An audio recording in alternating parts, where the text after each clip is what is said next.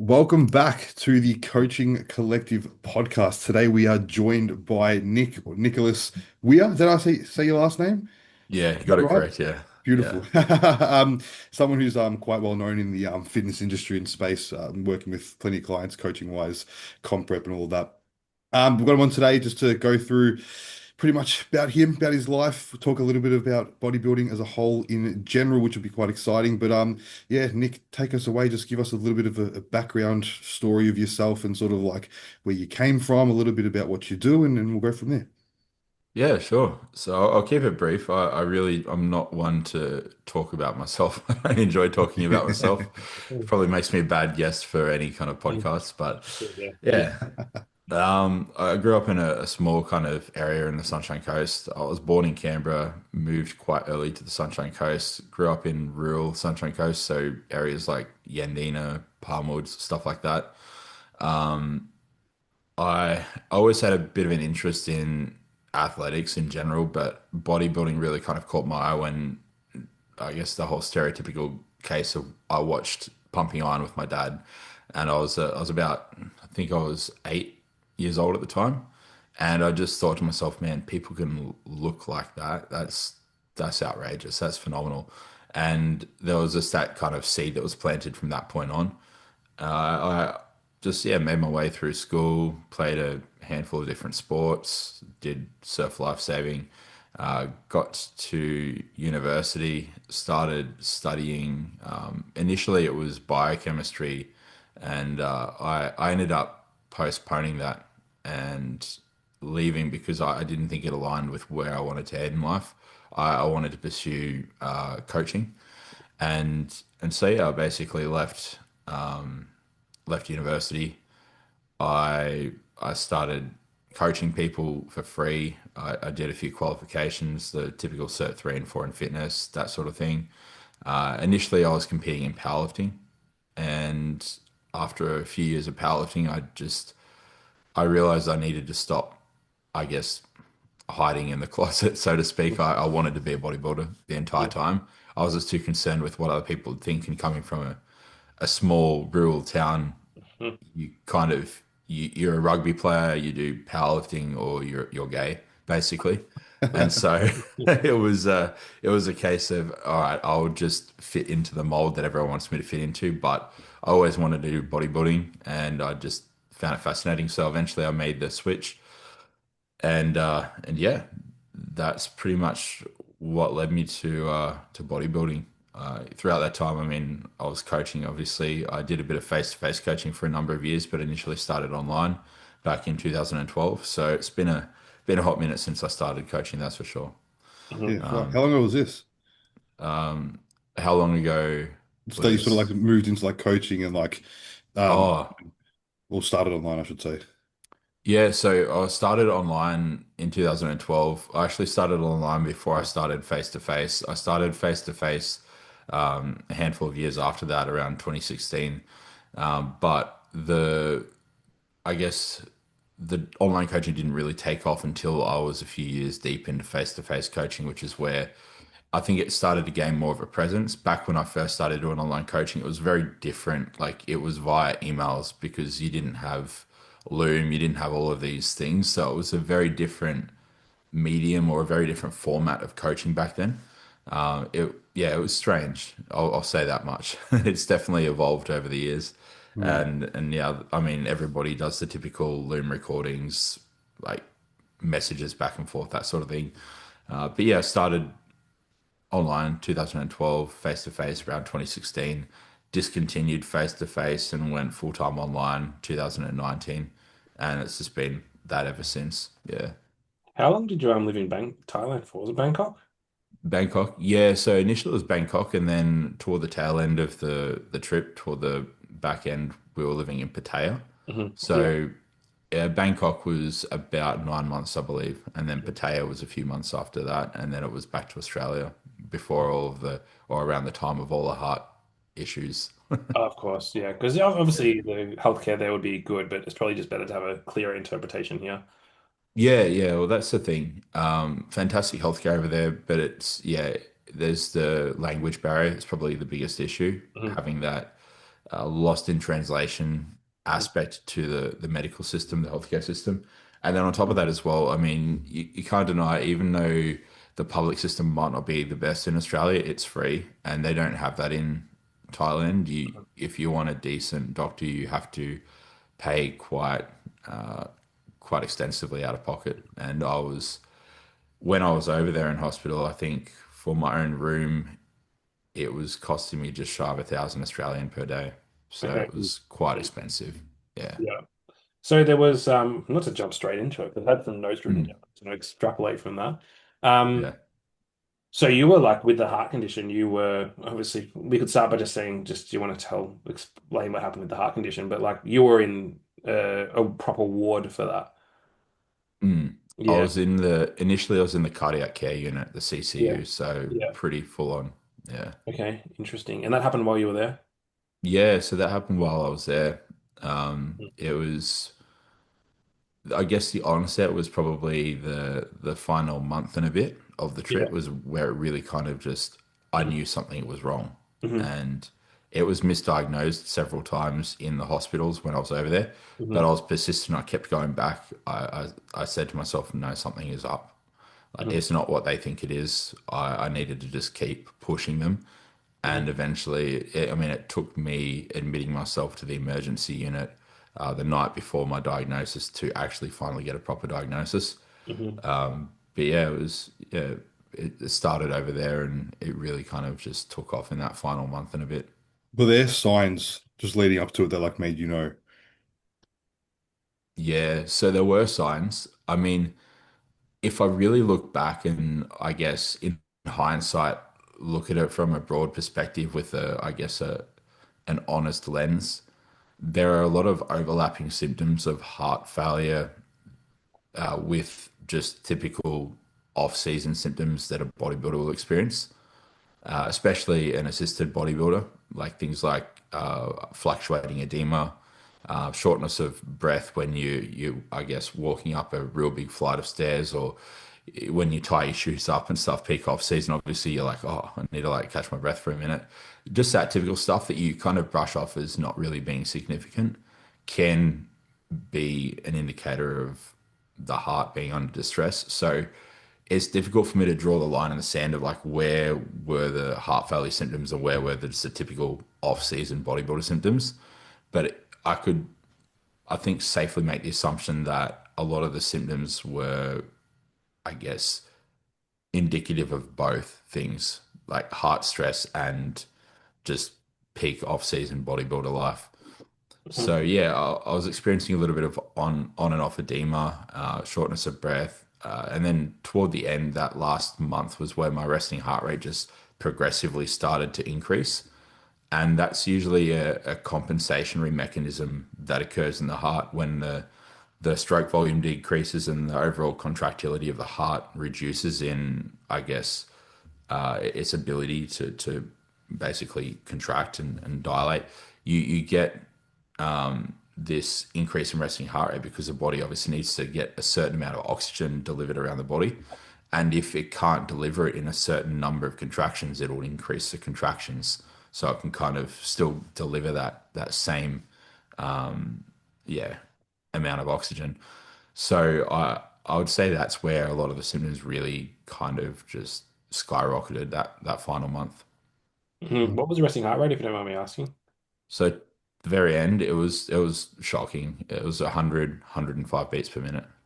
Okay, yeah, because as soon as you said that, I started looking at my resting heart rate on my watch. I'm like, Yeah. no, mine's been a bit high lately, but obviously a bit of stress, over caffeination, nicotine, Yeah, that'll do it. bit of I mean, recipe. Mm. yeah, and I mean, going through everything that I've gone through, it's provided a lot more insight into those health metrics. I mean, I think I can safely say, and you'll both probably agree with me, when you deal with the issue yourself, you almost make it your life's mission to find out as much as possible Mm. Yeah. about that issue. Mhm. And so I guess my knowledge and understanding of the area of the cardiovascular system, the sympathetic, parasympathetic nervous system has just skyrocketed in the last 12 months. I mean, I already had a pretty comprehensive understanding from my background at university.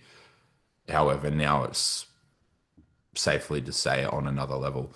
And yeah, I mean it's very normal for your resting heart rate to jump up, like you said, from psychological stress, physiological stress, caffeine, nicotine.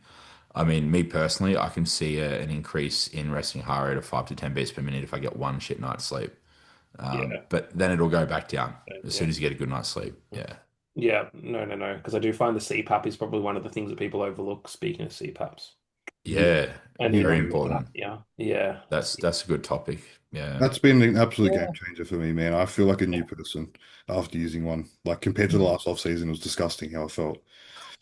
Like it got to the Did, point where I was during the night, like I'd wake up like the exorcist and like sit up and like so many times and my missus would be like, what the fuck's going on? Like he's having a heart attack or something. And then I'm like, no, no, that's all right. I'm just choking and I'll go back to sleep. Like it happened like 6 times during the night. Um, and I just noticed my heart rate, resting heart rate at like the same weight as I am now was like a 5, 6 beats per minute higher every day, just as resting. So ever since using it, it's just like I just wake up fresher. I feel better. My body composition's better. I just feel less anxious throughout the day. I'm actually sleeping and not waking up during the night. Um, and yeah, it's just I would never go back to not using one. Like I just can't. yeah. And the I'm guessing your blood pressure's improved quite So much noticeably more. too. Yeah. Yeah. I mean, I've never had bad Never issues with had blood bad pressure, blood. Yeah. but it sits nicer now than what it was. Mm. And sleep apnea people don't realize as well, the increase of risk of like cardiac event, stroke, etc. is like it's exponentially increased. It Like is, yeah. it's almost like I wouldn't say it's the significance of smoking. I'm exaggerating with that, but like there is quite a significance in the difference it makes from someone who has that either addressed or just doesn't have it. Yeah. 100%. Yeah, Yeah. and people like, and the reason I raise smoking as an example for anyone listening is because like it would be clearly, it's very clearly like it's very clear that smoking is going to significantly impact cardiac outcomes. Yeah, Yeah. but Yeah. if you heard like disrupted sleep patterns could pose a similar risk factor, you'd be like, "Pff, Bullshit. Yeah. yeah, Mm. right, mate, you know. Yeah. But Yeah. I didn't know how that, bad mine yeah, was until I did the sleep test and it was 66 interruptions a minute. And I was like, fuck, there's something wrong here for it to be like Wow. that high. an hour. 90 hours, sorry, not a minute. Fuck, I was going to Yeah, say, a minute, a minute, I fuck. was going to say An hour. that's a An record. hour. yeah, yeah, They yeah. need to study you. Yeah, no, no, an hour. But that's basically just like he's just not breathing ever. Yeah, Yeah. so it's like every minute on the minute you're having an episode essentially. Yeah. That's ridiculous. Yeah. Well, I'll tell you what, it Yeah. felt like it was a minute. Yeah. Yeah, that's the thing. I mean, the perception of time's distorted when you're sleeping, right? Yeah. But yeah, no, the thing is when it comes to cardiovascular health, there's so many things that feed into it. I mean, it is such a multifactorial issue, like cardiovascular disease or whatever you want to look at. I mean, even things like your gum health and your like your mouth hygiene can affect your cardiovascular like health and your risk of developing cardiovascular disease. If you have, say, poor dental hygiene, that could predispose you to having heart failure. It's quite absurd when you look at it, Mm, like the number of potential contributing factors to it. And I guess that the fact that we talked about sleep apnea is good because I had sleep apnea, especially at my biggest, obviously, and that was definitely a contributing factor in my heart and the stress placed on it. Because what I had was myocarditis and dilated cardiomyopathy, so it's not the typical heart failure that you would see from an assisted bodybuilder because it wasn't induced by anabolic steroids. It was rather induced from basically overload and stress from the viral infections that my body was dealing with. And then also I had a bacterial infection, which I can go into it a little bit as well. So there was likely some endocarditis at play as well. And then on top of that, you've got the water retention that's caused from the sleep apnea, not getting sufficient oxygen, so your body starts to retain fluid. Then that additional fluid's placing stress on the cardiovascular system, and yeah, it was just a perfect storm basically for everything to go wrong. Mhm. But yeah, I mean, we can dive into any specific part of that if you like. Well, yeah, what I've just written down here the bacterial and viral infections. Like, what were they? What induced those? Mm. Yeah, essentially. Yeah, so I guess. the best way to put it is I had COVID a handful of times while I was in Thailand. Yeah. So that was the main viral infection. Mm. The bacterial infection, there are a few different types of bacteria I had. So there was a leg infection, basically. The key trigger, I think, was basically the low grade endocarditis that I was dealing with, Mm. and then the myocarditis. And the endocarditis is basically just a term for bacterial induced heart failure. So I had this ingrown hair on the back of my leg, which kind of started, I guess, just as I was leaving Australia to move to Thailand. But the water is obviously nowhere near as sanitary in Thailand. So when I started showering with that ingrown hair that was an open wound, it got infected with some local bacteria. And I didn't get it operated on until I believe it was about 6 months after the fact. So I was dealing with this infection on the back of my hamstring that was just getting more and more infected and not healing, and it was developing pus. It was gross. I was Mm. actually changing dressings and stuff on it every single day, and there was a point toward the end where my fiance was even cleaning it for me. It was quite gross, and yeah, it just got to the point where by the time I got the actual swab analysis done at the hospital in Thailand, I think there was three or four different types of bacteria in there. One of them was staph, Mhm. and so it's surprising to me that I didn't go septic, to be Yeah. fair. Yeah. I was thinking that. But yeah, I mean, I had that infection for about 6 or so months until I got it surgically operated on, or until I Mm. got some of the tissue removed. And even then, it didn't fully resolve the issue. They didn't remove all the tissue. And so it persisted. And throughout this entire time, I was on antibiotics, a combination of oral and IV antibiotics. I was going into the hospital to get them. And then I was on top of this, I was still living a bodybuilder lifestyle, pushing 6,000 calories a day, training 6 days a week, twice a day. I was doing AM, PM sessions. I was obviously on pharmacological assistance as well. So that would have just been placing more oxidative stress on my body. Mhm. And so you could imagine that my body was in a terrible place. And it was just, yeah, I guess physiologically, I just wasn't giving myself a chance to recover. And yeah, the between that, the viral infection and then the sleep apnea, it's just, yeah, I guess one of those was a straw that broke the camel's back essentially. And toward the end of my trip, even though the leg infection had finally been resolved, I think all of the damage had already been done. The Mhm. oxidative stress had been done. It was just a cumulative effect over those months leading up to it. And yeah, I remember just my body composition, everything was just drastically changing in that last month and a bit, to the point where I was just holding a lot of fluid. And it wasn't just, it was a combination of subcutaneous fluid, but also I guess you could say fluid underneath the abdominal wall. Mhm. It was pretty bad. And it got to a point where I was walking on a flat outside with my fiance, and my resting heart rate was going up to 135 beats per minute walking on a Oh, I flat. get that. Mhm. My appetite completely left me. I was having digestive issues, and that's what led them to misdiagnose me as having gastroenteritis, all this sort of stuff. And I got all my organ imaging done, like my kidneys, my liver were unremarkable. There was nothing wrong with them. It took them, me basically going back 3 or 4 times and then finally going to the emergency room, admitting myself there. I think it was 1 a.m. in the morning their time, for them to finally do some heart scans, and they did an echocardiogram. They're like, "You're going into heart failure," and I said, "What?" Like, it's not something that you ever expect to hear. And I was always on top of my health metrics and stuff. I mean, you'd expect this from a reckless bodybuilder that was pushing grams and grams of gear that was just disregarding their health, but somebody who's always been, for the most part, pretty conservative with their use, and only really starting to just be a bit more liberal with things when I was making that move from classic to super heavies. And even then, I was still very meticulous. I mean, my blood pressure has never been high ever in my life. Like, it's never been over 120 on 65. That's the highest my blood pressure has ever been, even at 130 kilo. My resting heart rate was always good until that final month and a bit. Fasting glucose, I was always staying on top of that. The only thing that was ever really out of my blood work, which is pretty normal for us bodybuilders, was my HDL. It was always low. Yeah. But I mean, unless if you're at the end of a health phase, it's very rare that it's going to be in the normal range. LDL was always pretty respectable, but in that final month, my blood work just went downhill. It was kind of just a rapid onset. Everything just started to plummet. And it was kind of scary, like to see that paradigm shift in all of my health metrics, and just to think like you can be staying on top of everything, you can be doing everything right, and you can still get burnt.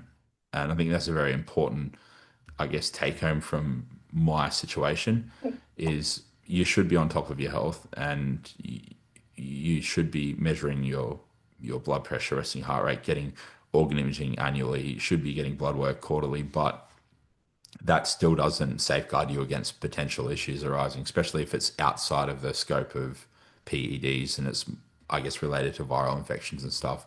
And being bodybuilders, I think we're a little bit more immunocompromised because we are placing our body under so much stress that if anybody's susceptible to falling ill to these things like viral infections that can cause cardiovascular stress, it's probably a bodybuilder that's already got other layers of stress on their physique. So, yeah, I think that's probably the biggest thing that I learned from the experience. Yeah. Mm-hmm. It's actually quite interesting. Now I'm looking at my resting heart rate this whole fucking time. No, I'm getting paranoid I as don't want you fuck. to, yeah, I don't want you to be paranoid.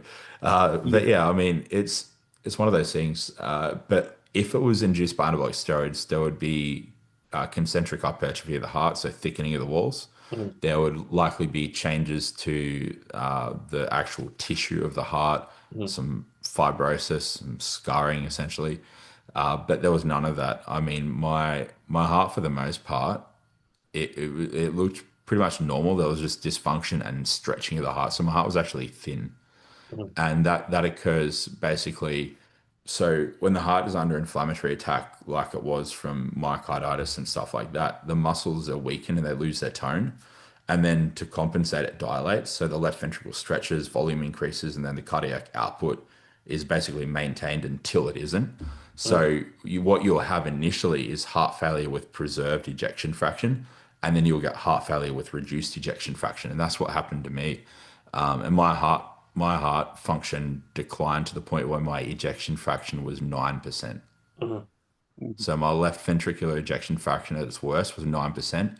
I also had a clot in my left ventricle, which was from the massive like drop in heart function. So when there's poor clearance of blood from the heart, ejection fraction is basically a measurement of how much blood is pumped out of the heart. So a 50% ejection fraction is 50% of the heart, the blood going into the heart is pumped out of the heart. And then when you get that lowering of ejection fraction, it's basically a lowering of the efficiency of your heart function, as you'd already know. And yeah, it was just one of those things where you have it's like anything. You have poor water flow through a pipe, shit's going to build up on it slowly, like on the pipe. So similar thing with the heart, like poor blood flow, you just have a higher potential risk of having clots forming, and that's basically what happened. So yeah, on top of that as well, there's an electrical signaling issue with my heart. Now, whether this was in existence prior to my heart issues or a result of the dilation, it's kind of like what came first, the chicken or the egg. I'm never going to know. But if it was already pre-existing, it would explain why my heart function did decline so rapidly and so quickly.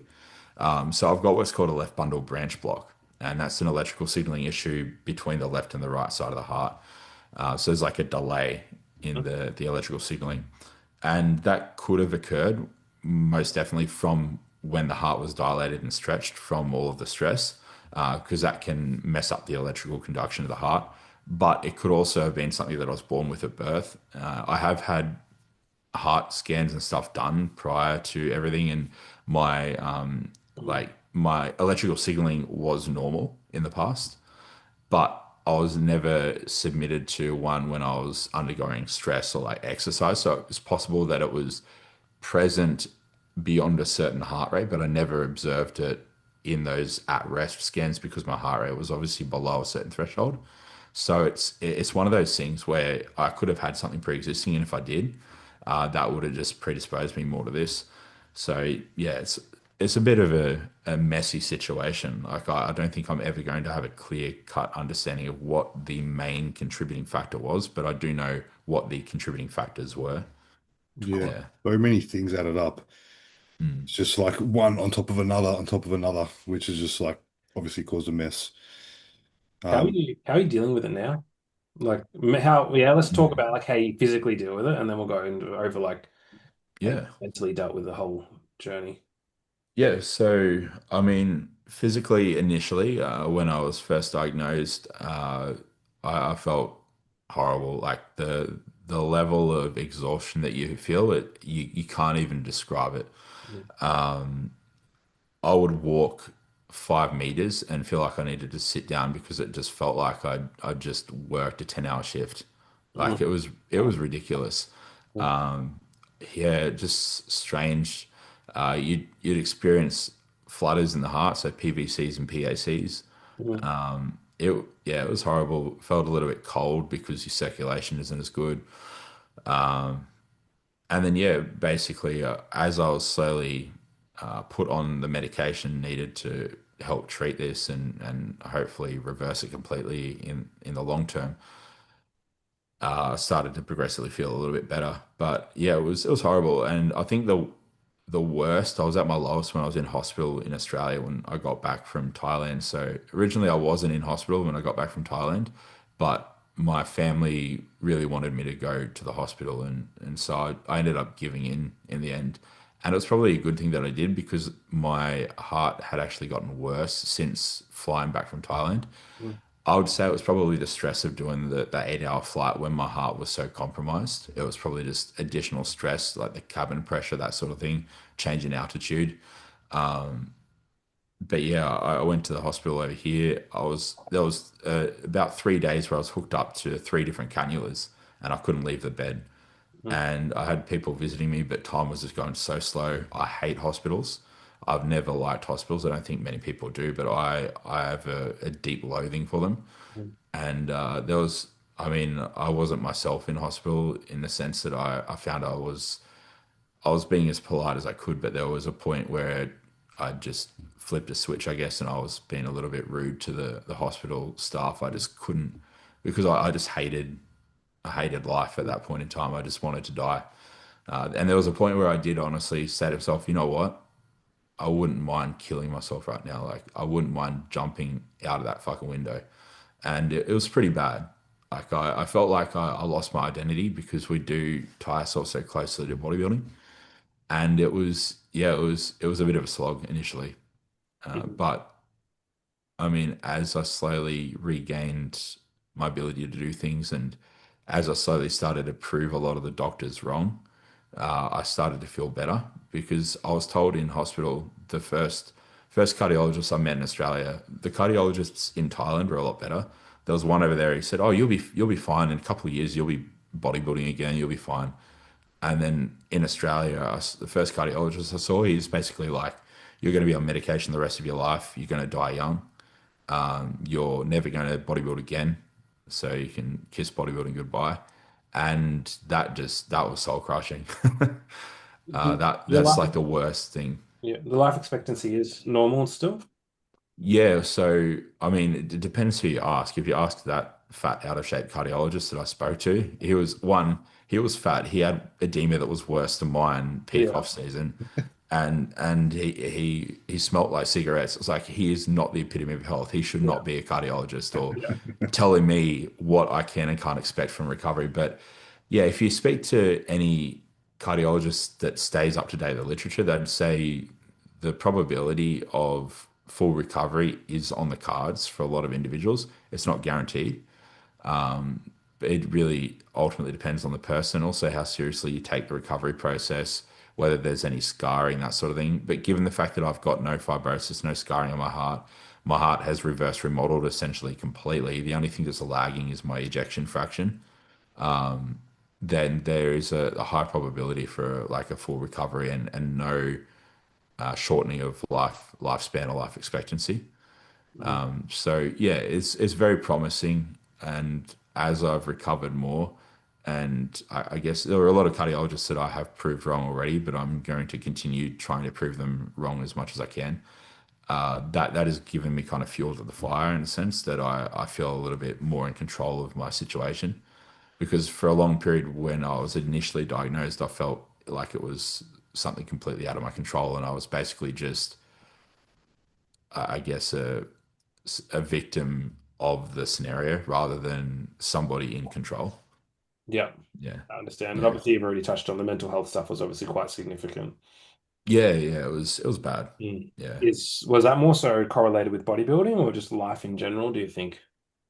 it was a combination of them. I think definitely more so bodybuilding because, like I kind of alluded to, we do tie ourselves to bodybuilding as our identity a lot of the time.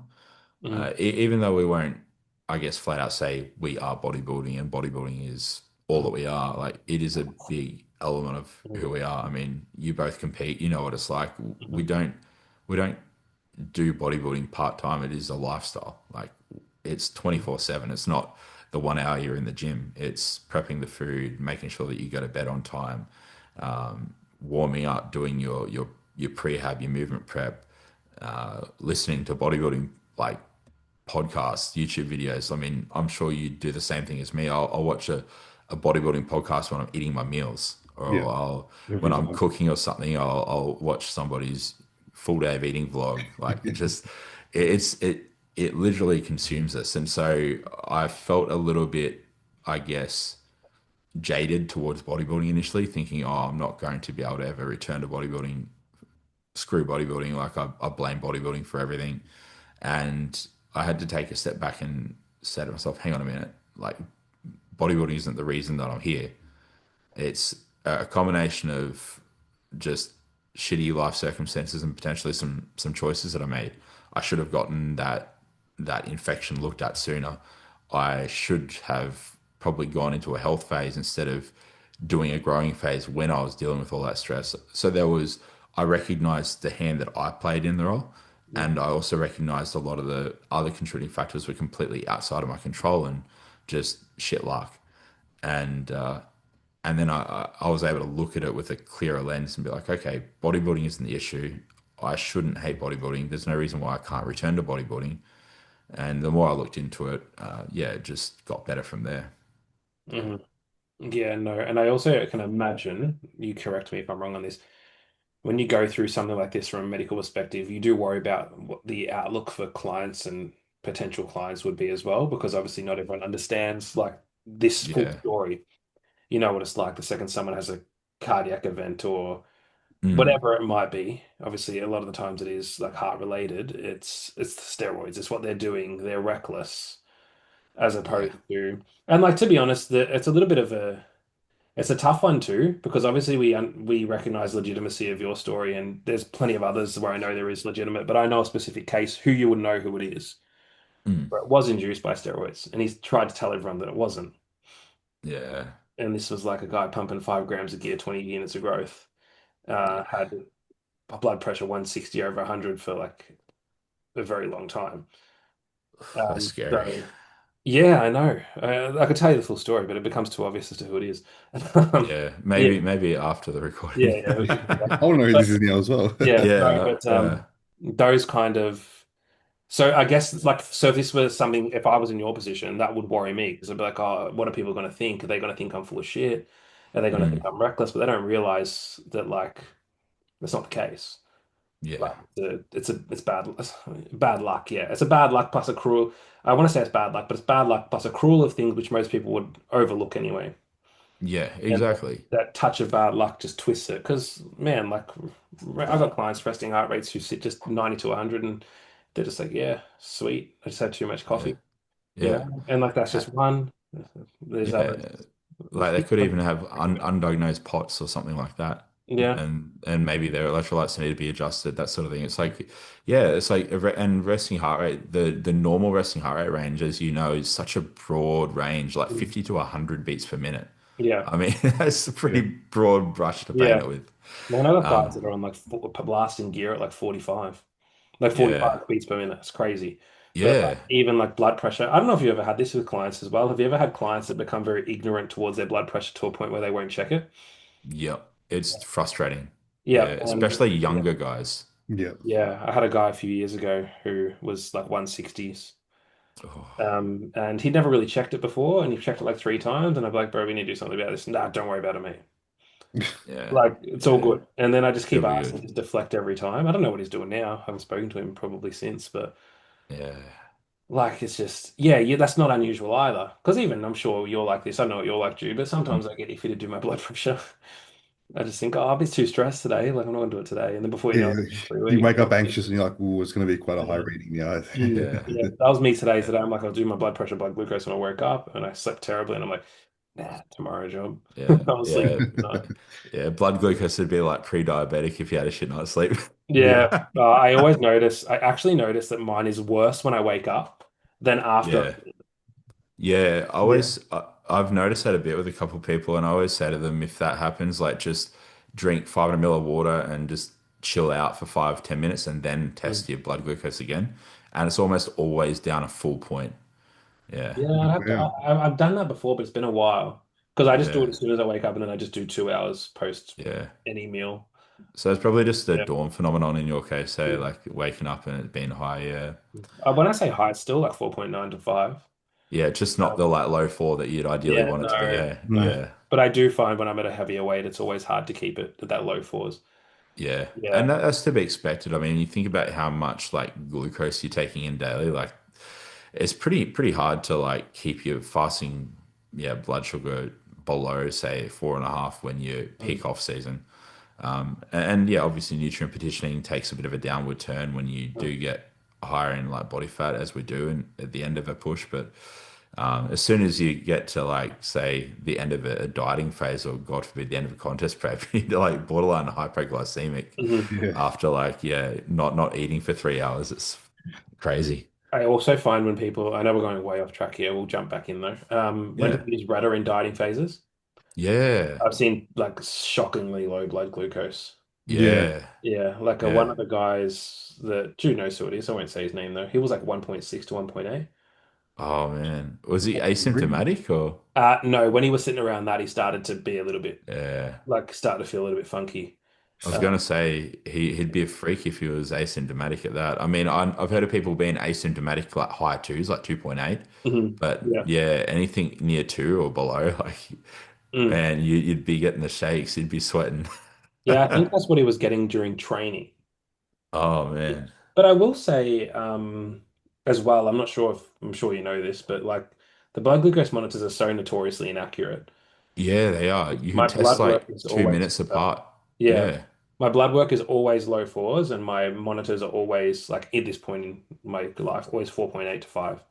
Mm. Yeah, which is why you used to get some guys, because I get guys to do it every day, some of the bigger boys, and Yeah. you'll see a 5.6 in there occasionally. And Mm.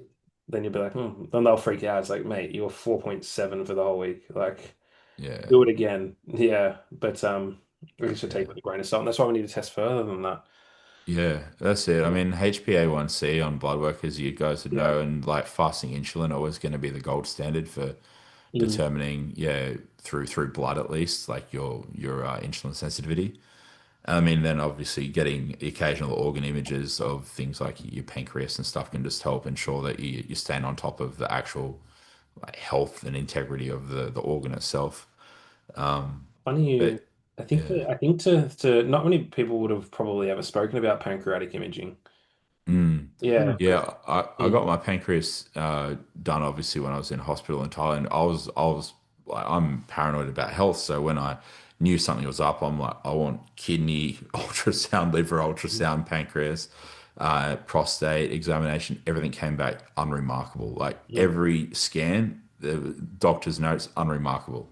I'm thinking, okay, I'm doing pretty well. Why is my digestion off? Why have I got this water retention? Why is my heart rate climbing? Yeah. Did you not think to ask for heart imaging, or did they just not want to do it? I asked about it. They're like, "Oh, you don't need it. You're young. You're healthy." Like, Well, I don't think I this is want a it. 30 kilogram It bodybuilder. Yeah. yeah, yeah, Yeah. but Suspicious. Yeah. yeah, Mm. it took a lot of pushing because of my age. They just didn't think it was necessary. And like when I admitted myself to the ER, they finally like we're going to do an emergency echo. Um, and at that point, I honestly had to lie. I said I had chest pains, even though I didn't. I just wanted them to do a heart scan.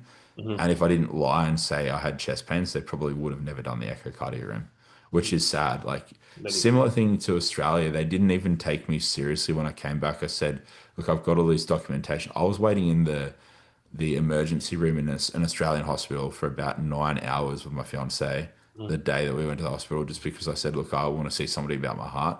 And even then, like, probably shouldn't have this on record, but I'm going to do it anyway. I had to lie about feeling heart pains and like all these symptoms.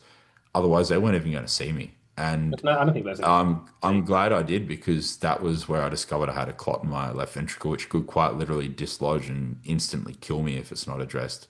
So they put me on like IV anticoagulants, stuff like that, and then they bridged me onto an oral one. So they had to start me on both. And once the oral one had built up in my system enough to the point where my INR was in a certain range, they could take me off the IV and that sort of thing. It was a mess, but it's just funny how they look at you like, if you look healthy and you're young on the outside, they just don't take you seriously.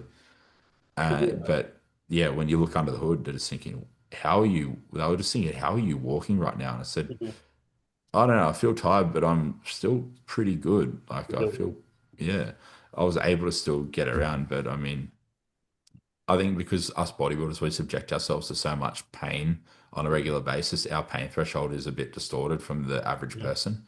So we can handle, and also the fact that we're just so fit and strong and healthy, our body can compensate and deal with low functioning organs and still get by. Whereas somebody who just lives a normal life, very sedentary, probably would struggle with even a fraction of, I guess, the health complications that we deal with.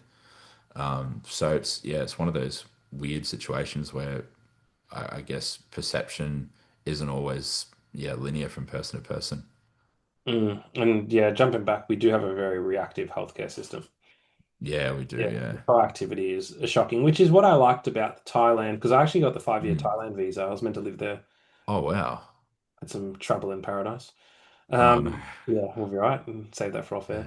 air. Yeah. But like what I like about it is if you want to get something checked, you just fork out and you go and Yeah. do it. And like obviously there's still going to be a little bit of resistance.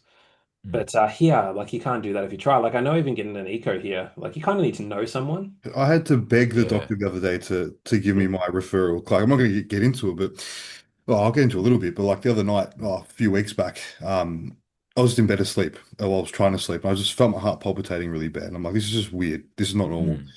Mm. And then my missus was like, just let's go to the ER. Let's just make sure. She's like, just in case. I'm like, no, I'm fine. I'm fine. And it kept getting worse and progressively worse. And I couldn't sleep. So we went. I just thought, fuck, it was like nearly midnight. I thought, let's just go, or 11:30. Like, let's just go. Let's just get a scan, just make sure everything's fine. Because like, I want to make sure, I'm not going to take any risks.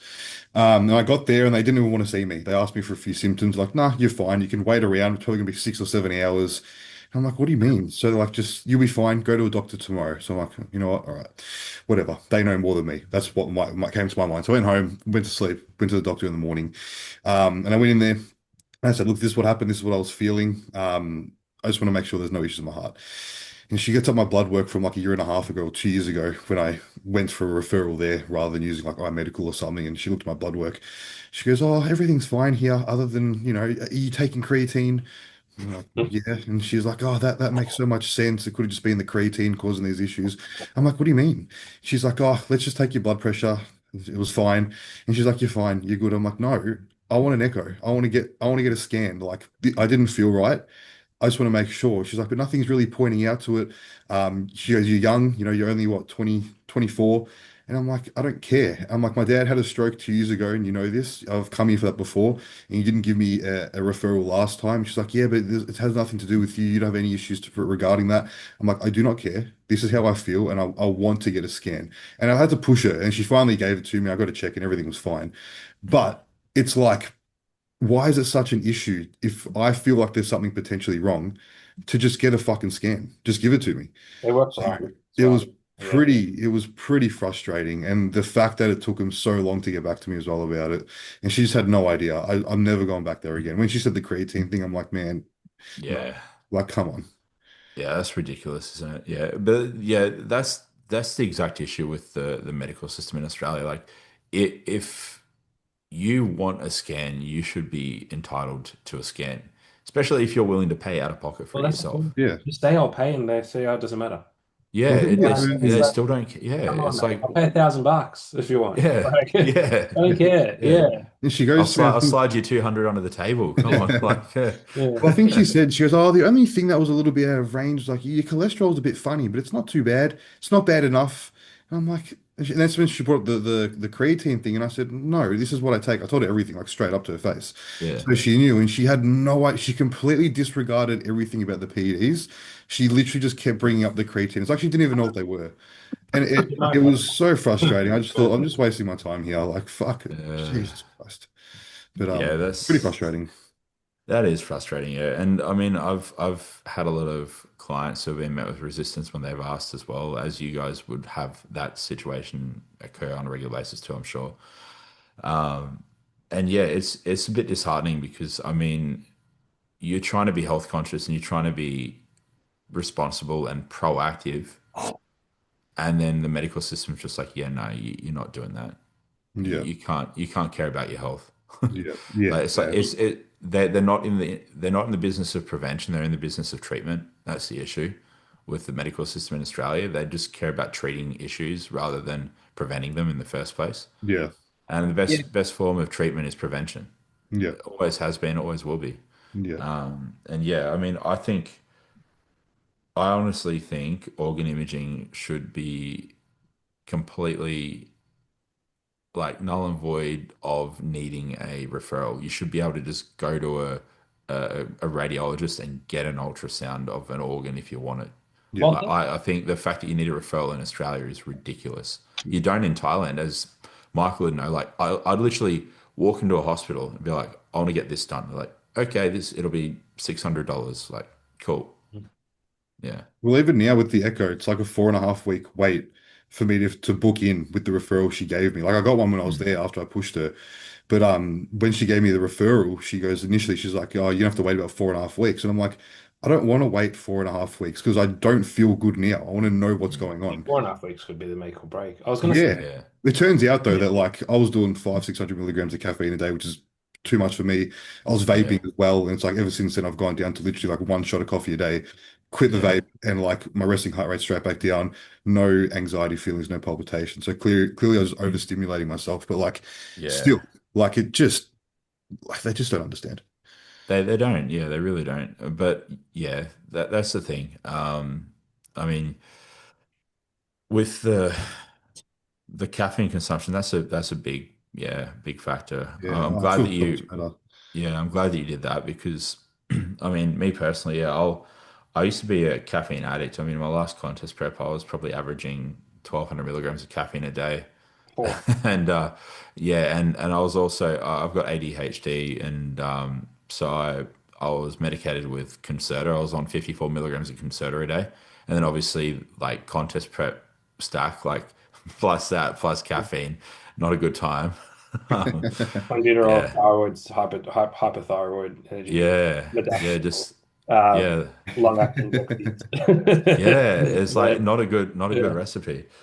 But yeah, yeah, I mean that's the thing. I mean the human body, especially when obviously we're dealing with PEDs or like or anabolics, like you shouldn't need pre-workout or a lot of caffeine to get your training session done. If you do, then your sleep probably needs a lot of work. You probably need to reassess how good quality your sleep is and stress management. And it's funny, like we'll drink. I'm sure you do the same thing. Like you feel really flat and tired, so you drink more coffee, you have more caffeine to try to fix the issue. But then it just compounds the issue by making you more anxious subconsciously. Then you can't get to sleep that following night, It's and a then that vicious affects your cycle. HR. Yeah, and just vicious cycle. And all of a sudden, you're reliant on this like absorbent amount of caffeine on a regular basis, and it's just not doing anything. Yeah. And then taking it away is it feels like a nightmare initially, but it gets better quite quickly. This is the exact conversation I had with a client the other day. It's like he's saying, like he ran a deload and he's like, man, I just still can't progress well in the gym. It's like Mm. pulled his training volume down. He's like, I just can't do it. I can't get there. And he's like a proper bodybuilder. And I'm like, man, like, what are you doing with your sleep? Like we've addressed this before. And he's like, oh, I sleep probably 6 hours, and then I'm doing like a monster in the morning. I'll probably do another one at work, and then a coffee, and then I'll do some pre-workout. And I'm like, there's your issue. He's like, Oh, yeah, but I'm tired. And I'm like, okay, well, that's the problem. You're not sleeping because of all these stimulants that you're taking. And it's just yeah, this cycle that goes back and forth, and it just doesn't fix anything. It's like a band-aid that doesn't work. I don't even yeah, use pre-workout for training. I prefer caffeine for working. For training, yeah, the only time we'll have a pre-workout is when I train with you boys, or if we do a photo Yeah, shoot. Sometimes we yeah, do photo shoots and we kind of want to yeah. push through the session a bit harder. But then, like, if I have one of those ready to drink Total Wars, I have half, and I'm like, "Fuck, did I just take empty?" buzz. Yeah, Yeah, Yeah, like like it's pinged out. yeah, and like I just wonder how people do that every day because I need Oh caffeine. yeah, I much prefer to. I always refer to it as caffeine tickets. yeah, I rather allocate my caffeine tickets to like workload because when I'm at the yeah. gym, I get it done. And some days you're gonna love it. And to be honest, man, if it's a day where you're not gonna enjoy the session, pre-workout's not gonna fix it. Nah, yeah. Yeah, It it's still really gonna be an isn't. average session at best. Yeah. Yeah, you'll If just be anything, a bit yeah. more stimmed. And if yeah, anything, when you walk in feeling like that and you have pre, you feel worse. Like you want to train. I want to train less because I get more Yeah. anxious. I want it done. I agree, yeah. And Yeah. then your pump sign is good too because people don't realize caffeine actually like it works against you in terms of getting a pump. Yeah. And yeah, so, I mean, you want to actually limit caffeine consumption if you want to get a better pump in the gym. I mean, I'm like you, Michael. Like, if I'm training, I prefer to have no caffeine in my system. Like, Mhm. I had a caffeinated coffee today, obviously, because I got a terrible night's sleep last night. There was a power outage, as you know. Yeah. And yeah, like my bedroom's normally 19 degrees Celsius, so I can sleep good. It was sitting at about 35 degrees most of the Yeah. night. Wow. And so no, that with the cats Sunny constantly State. coming in and waking me up Yeah. every half hour, my deep sleep was like 10 minutes instead of an hour and a half, 2 hours, and total sleep was less than six. I needed a coffee today, but normally I would drink decaf because yeah, like you, I'd just rather, I'll have a non-stim pre-workout. So I'll do like a pump formula yeah. pre-training. I'll So use much better. something like, yeah, glycerol, taurine, L-citrulline. I don't use beta-alanine because I don't like butt tingles. Yeah. Me Yeah, But I'll do that. And some Yeah. EAAs Yeah. and maybe a bit of carbohydrates too, like usually minimum 20 grams of carbs, but like sometimes if it's a big day, maybe 40, 50 grams, like a leg day. And yeah, that'll get the job done. I mean, that with electrolytes will give you way more productive performance in the gym than a triple shot espresso or a Yeah. pre-workout will. yeah, Yeah. Sometimes you need that dopamine too. Yeah. Yeah. And those other, I don't know, sometimes I feel like the synthetic taste gets me. So if Yeah. I was to have a non-stim, sometimes it's just that flavor, which is enough to say I'm ready. You know what I Yeah. mean? Even It's though I almost know like a nothing. placebo, eh? yeah, Yeah, for yeah, because sure. Yeah. yeah, even my cyclic dextrin at the moment, I'm mixing it with multivitamin juice. It's Mm. like breakfast Nice. juice, and first sip of it, I'm like, all right, I'm ready to train. Oh Yeah. fuck! So you're on like the fruit juices now. Your appetite's that low. Yeah. I keep trying to get the pomegranate juice, but they're not from concentrates, always sold out. Yeah, So Yeah. I just sort of just pick a cheap juice and I just think whatever Mm. it'll do the job. Yeah, Yeah. coconut water I could do, but I don't find it tastes good when you mix the carb powder in it. Mm. Yeah. Yeah. Beetroot juice is good when you're like dieting, but when you're off season, it tastes horrendous. yeah, Yeah. I was Yeah. going to say that'd be a good option, but not if you're obviously pushing the food at the moment. It wouldn't be good. I'm only on 4,000 calories and that's too much for me. Yeah, but I But work. see, Yeah, I work. low appetite, or Yeah, yeah, low appetite. Yeah. And my weight yeah, still trends up. Like I think I've been here that's for good. about 5 weeks now and I'm up about 4.5. Obviously Oh, I'm nice. escalating, Yeah, which is helpful. And it's probably the most consistent I've been because as I said, I was just in Thailand.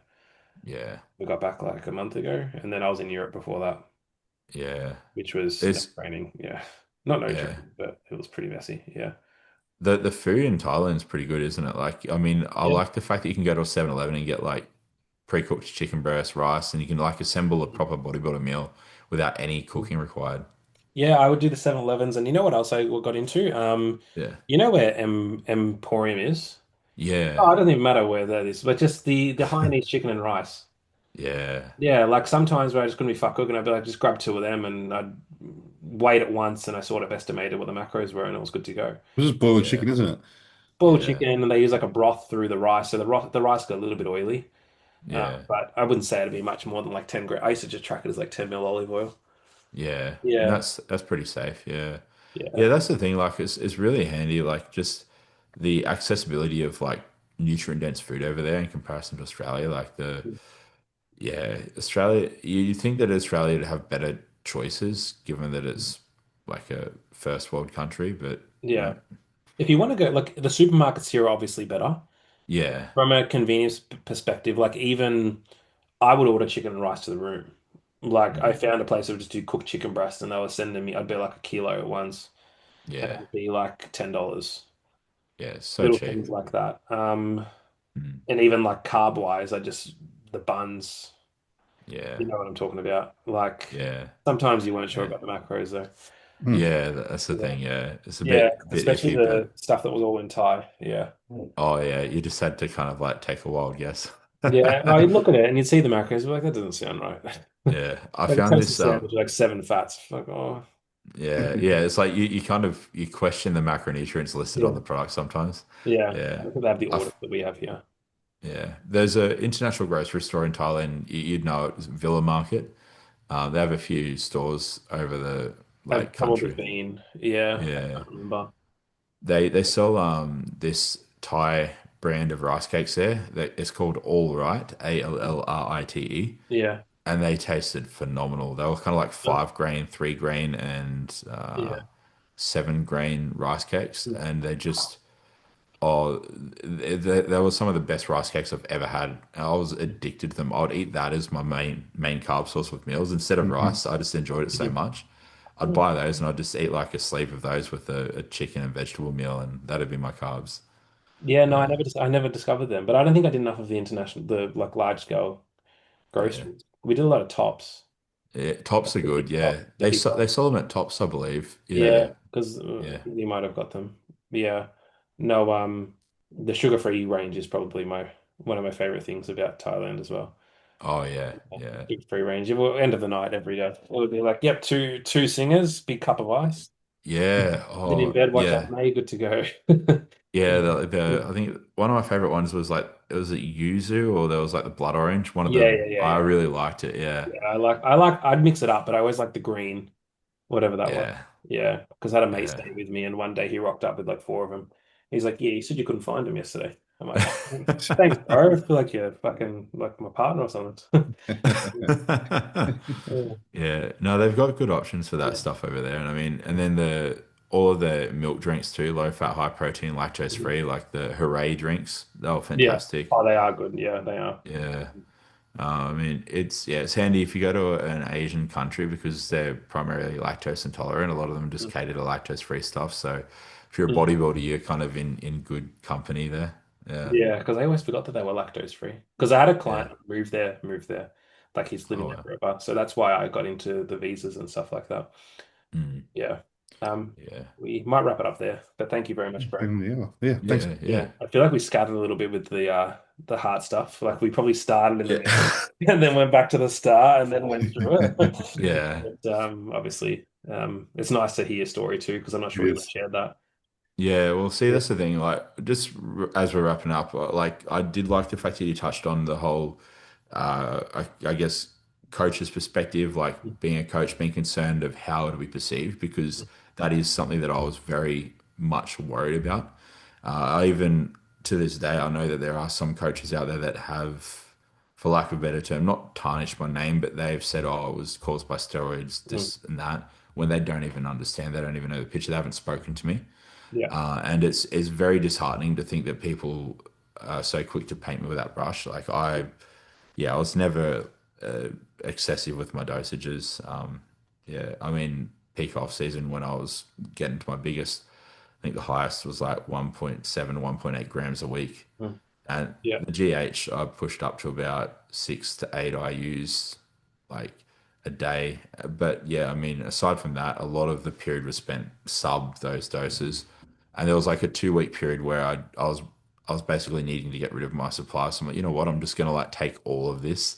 Mm. But it was like two weeks of going above that kind of 2 gram threshold. But aside from that, it was always sub 2 grams most of the time around that kind of like start of the push up phase would be around 800 milligrams to a gram tops. Mhm. And then before I decided to make a switch to super heavies, I never exceeded 600 milligrams total anabolic load when I was doing classic Mm. because I couldn't. Yeah. Yeah. I'd go over my weight cut. Yeah. Yeah. Yeah, Yeah. yeah. But yeah, I was worried. I was worried when I was like, I came back. I was thinking people would perceive me as a reckless bodybuilder that just did this to himself through abusing gear, and that people wouldn't hire me as a coach because they'd think I was reckless. But yeah, thankfully that wasn't the case. But it's still always at the forefront of your mind. You don't want people to be mislabeling you. Yeah. Of Mhm. course. Yeah. Nah, of course. Well, it's good to hear the story regardless. Yep. Mm, Give you some good clarity too. Yeah. yeah. Thanks for having me on, guys. No, no problems, bro. Thank you Thank you very for much. joining.